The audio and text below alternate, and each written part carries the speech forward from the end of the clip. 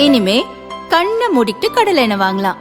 ஏன்னா மந்த்ரா கடலை எண்ணெய் இதயத்தின் தயாரிப்பு. வறுக்க பொரிக்க ஏன் எல்லா சமையலுக்கும் மந்த்ரா தான். மந்த்ரா கடலை எண்ணெய், அபார ருசி, ஆரோக்கியமான உடல் நலம்.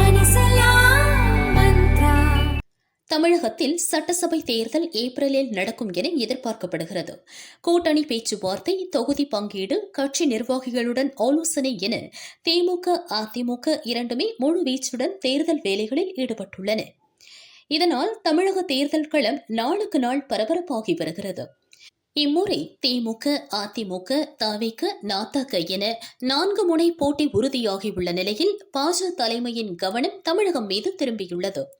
கடந்த மாதம் செங்கல்பட்டு மாவட்டம் மதுராந்தகத்தில் நடைபெற்ற தேஜ கூட்டணி பிரச்சார கூட்டத்தில் கலந்து கொண்டு திமுக அரசுக்கு எதிராக பிரதமர் மோடி ஆற்றிய உரை பட்டி தொட்டி எங்கும் பரபரப்பை கிளப்பியது.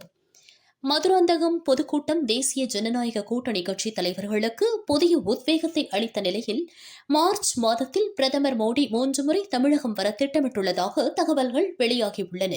முதலாவதாக மார்ச் 1ஆம் தேதி பிரதமர் மோடி மதுரை வரவிருக்கிறார்.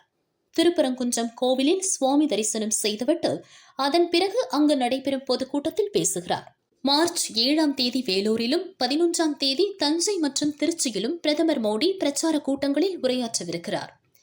தேர்தல் அறிவிப்பு எந்நேரமும் வெளியாகக்கூடும் என்ற சூழலில் பிரதமர் மோடியின் அடுத்தடுத்த தமிழக வருகை தேர்தல் களத்தில் மிக முக்கியமானதாக பார்க்கப்படுகிறது.